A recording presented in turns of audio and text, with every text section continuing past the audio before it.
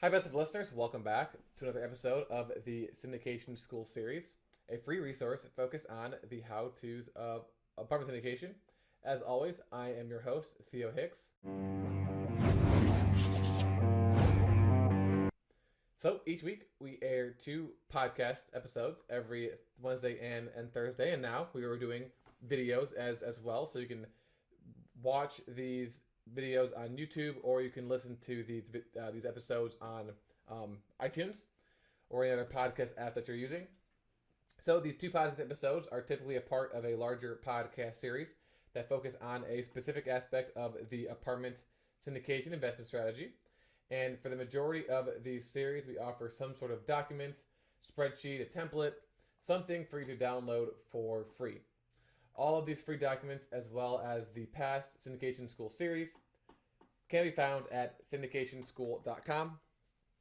This episode is part 8 of an 8-part series. Yes, we've reached the end of the process for securing commitments from your passive investors. So if you haven't done so already, I highly recommend listening to the parts 1 through 7, because this part may not make much sense if you haven't gotten that far yet. So as a refresher for those who have listened to it, or to know what you're going to learn when you listen to those, in part 1 and 2, we discussed the step 1 of the 5-step process for securing commitment from your passive investors, and that is to create the investment summary. In part 3, we went to step 2, which is to create the email to your investor database introducing the deal. In part 4, in parts 4 through 7, we went over step 3, which is the 8-step process to a successful conference call. So once you've created your investment summary and you've sent that to your investors, you also want to have a conference call where you go over the deal in more detail, as well as answer any questions your investors have. So that's step 3. And so in parts 4, we went over parts 1 through 5 of that process. In part 5, we went through parts 6 and 7 of that process. And then in part 6 and 7, we went over the 8th and final step, which is that Q&A session.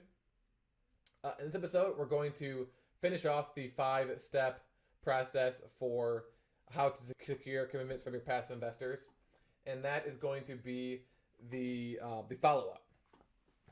So once you've finished your conference call, if it's at 11 o'clock at night, then maybe you can do it in the morning. But as soon as possible, you want to prepare an email to send to all of your investors that includes a link to the investor recording, to the conference call recording. So I've mentioned this in other episodes, but I'll just say it again really quickly. The email service we use is MailChimp. You can use whatever email service you want. You probably don't want to just make individual emails in Gmail, because that's going to take a long time. But again, that's really up to you. And then the conference call software that we use is called freeconferencecall.com. It's free. You just go to freeconferencecall.com. You can get a call-in number. Actually, it's the same call-in number. Continue to use the same call number all the time. So your investors don't have to remember a new number, and really neither do you.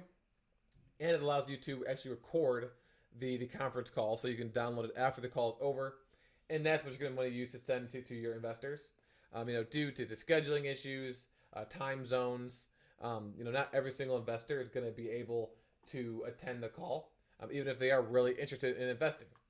So you don't want them to either not have the proper information to invest. Obviously, if they don't, then they're probably not going to invest anyways. So a really good way is to send them the recording. Heck, you might have people who didn't want that, when they first sent them the deal, were not interested, or maybe didn't have the capital. So they missed a conference call, but then a week later, they won the lottery or something. They got money, or they changed their mind and decided that they want to invest. Well, now they can go back and listen to that recording, rather than sending you all 30 of those Q&As plus maybe even more questions, because they don't really have access to anything but the investment summary. So don't just send out the email to those who attended. Make sure you send it out to your entire email list. That way you're hitting all the people who couldn't make it because of either scheduling issues and they are interested, or were interested but now are interested, or might be interested in the future. Also, in that email, you might want to go ahead and recap some of the main highlights from your initial email that you sent out in step number 2. So you remember in the initial email to your investor database, you included a link to your investment summary and then provided three to five main selling points of the deal. So you want to reiterate those in the email to your investors. That includes the link to the conference call. And then you also include any extra information about the deal that has come up between that first email and this email. So maybe you've gotten a inspection report back that came back clean. Maybe you've renegotiated the sale price down. Maybe you secured a low interest rate debt. If you don't have anything new, maybe you just include something about the market. But you always want to include new pieces of information each time you're contacting your investors. Although technically the conference call link is new, but as much new information as possible. The more new information, the better. And then you're also going to want to reiterate the process for funding the deal. Let investors who are interested know how they can actually invest. And typically that is that if they want to invest a certain amount of money, to email you that number, as well as if they're going to be investing as an individual or an entity. And then you can let them know that you're going to reserve a spot for them, so that once you're ready to actually finalize the investment with the private placement memorandum, that they are going to obviously have a spot in the deal. So it's more of a first come first served basis, and less of a whoever invests the most amount of money. That's what we do. I guess technically you could do it based off of the money, but it's probably better to do it on a first come first serve basis. So after you've done a few deals, email might be enough. You might just be able to send out the first email, notifying people the deal, and get 40% of the equity required in verbal commitments. And then after the conference call, and you send out the email, then you get the remaining 60%, and then you get an additional 50% on the waiting list. But if you're just starting out, probably not going to be that easy. I mean, it could, but it probably won't be that easy. So you're going to have to do a little bit more following up than someone who's more experienced. So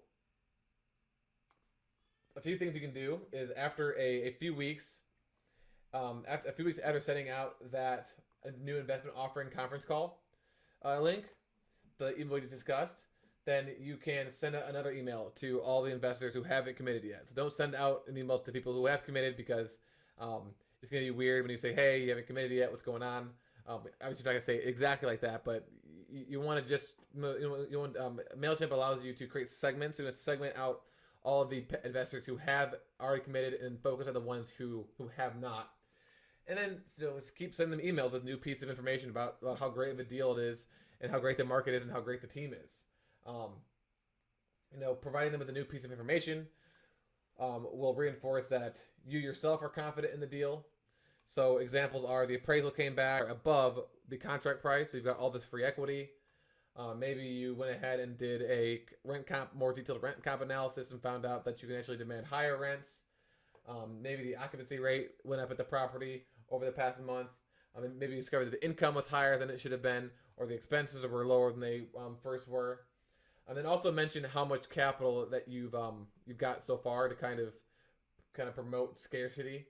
So you can say that right now we're 60% full, so get in while you still have the chance, and then essentially just continue to repeat this process over and over again until you filled it up.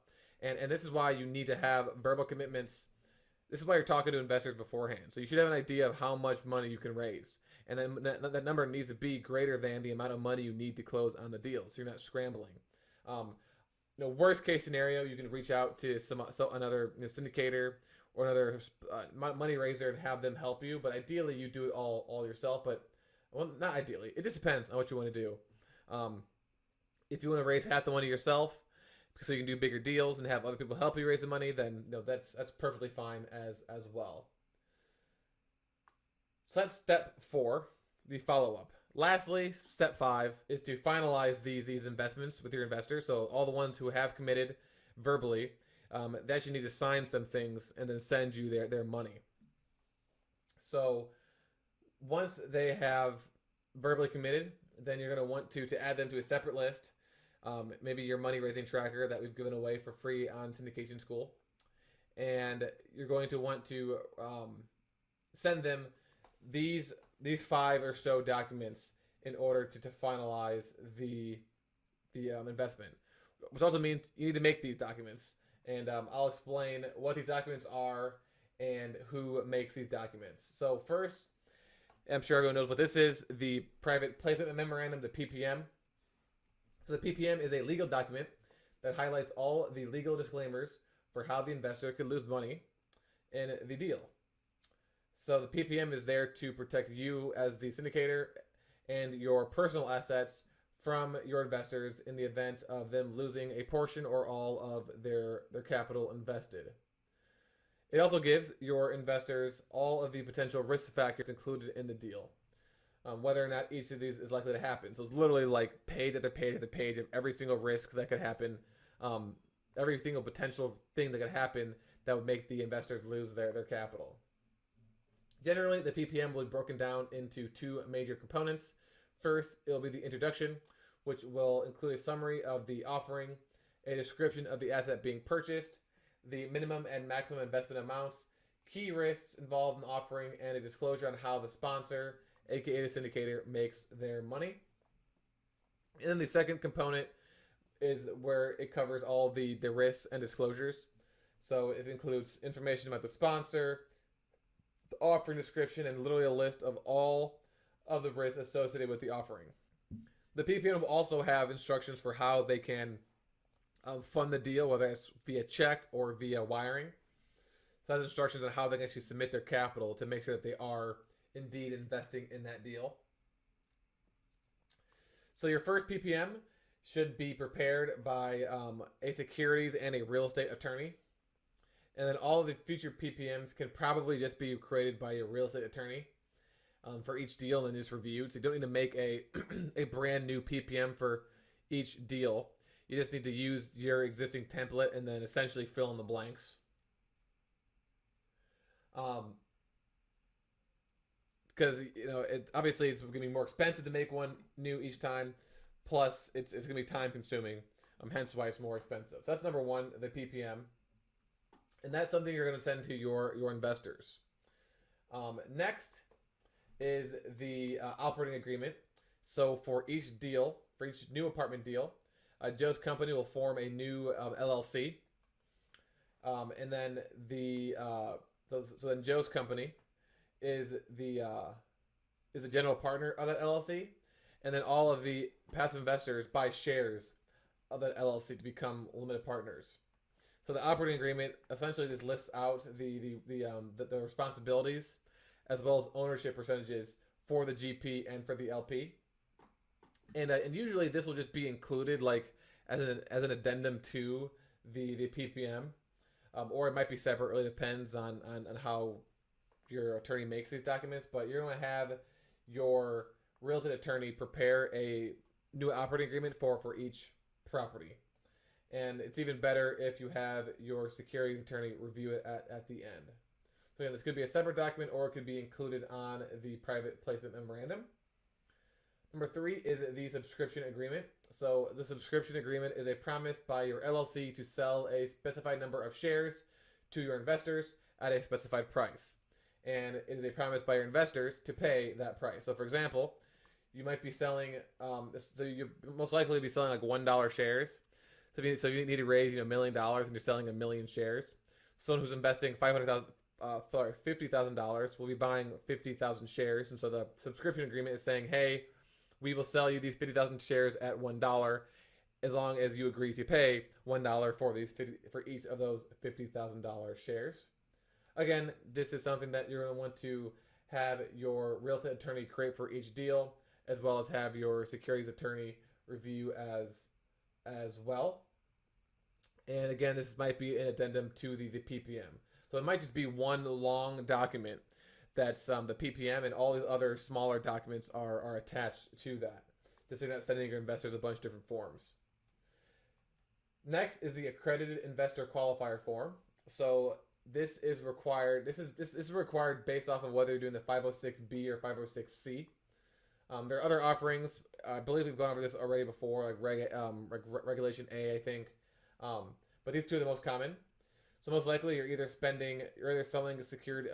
selling private securities to your limited partners under Rule 506B or Rule 506C, with the key difference being that 506C allows you to actually advertise or solicit for your deals to the public, where 506B offerings do not, which means you get to rely on people that you already have a substantive pre-existing relationship. So if you're doing a 506C offering, then you must have a third-party service actually review the tax returns and bank statements and other financials of the investor in order to confirm their net worth.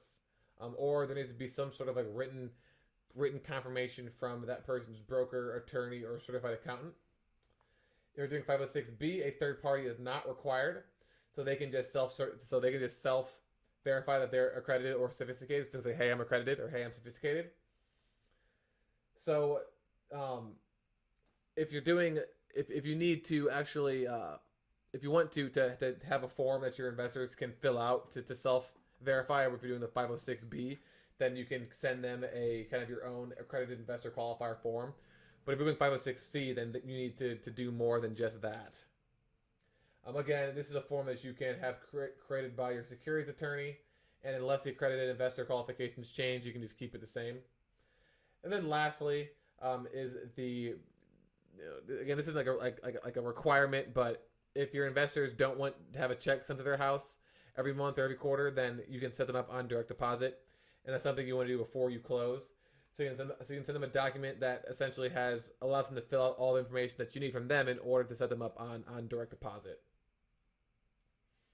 So, again, you're going to have your securities attorney and your real estate attorney create the PPM, the operating agreement, subscription agreement, and then you're going to want to send those to your actual investors. So this is when another email comes out, and this is, again, ones where you want to segment out people that have not committed or are not investing, and just send this to the people that are investing. So at this point is where you want to actually make a list for that specific deal. So before, you were most likely sending out the new investment offering email, the conference call recording email, and any subsequent follow-up emails to your massive investor list. Whereas now you're to the point where you've got your commitments, and so people who are investing don't really care about what's going on with this deal. So you want to create a specific list for this deal, and this will be your first email to that list. So here's a sample email that we send out to our investors. And again, don't copy this exactly. Put it in your own words. Obviously, you're not going to use the emails and the deal name that we have in here, but again, these things are all supposed to be used as guides. Don't just copy things verbatim. I guess I can't stop you, but so the title is Legal Docs Timing Plus Next Steps. The body is, "You're a confirmed investor in this deal.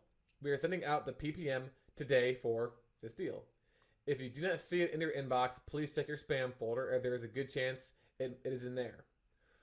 Once completed, you will get an email that is from your company name via, we use DocuSign, and then we include the email that you're actually going that should be the from, and the title of the email will be please DocuSign, deal name, private placement memorandum, and then the individual's name or the entity name. When you receive that email, please review, sign, and complete via DocuSign. The funding instructions are on page 1 of that document. Once we receive your funds, you will receive a confirmation email approximately 24 to 48 hours after you send. That email of receipt of funds will come from this email address. We are looking forward to a successful partnership on this deal with you. If you have any questions in the meantime, feel free to reply to this email or call me at number Joe and the Ashcroft team. So, again, once the PPMs are done on your end and you know when you're going to be sending them out, then you want to obviously have this email drafted beforehand and just click that send button once you're ready to go. Once the investor has actually signed and funded the deal, then they're locked in. But at that point, that's really the only point they're actually locked in. You might want to have maybe a hey, please do this within 7 days, or else you're gonna lose your spot. Depending on if in the past you've had trouble with investors actually funding the deal. Really just kind of depends on what you're comfortable with. And then once you get the money on hand, then it's time to close. So the three things you need to do between contract to close is: one, secure your debt from a mortgage broker or lender; two, perform your due diligence; and then three, secure commitments from your investors. We have done all three of those on the Syndication School podcast. So that concludes this episode, as well as the series of how to secure commitments from your passive investors. 8 parts. We did it.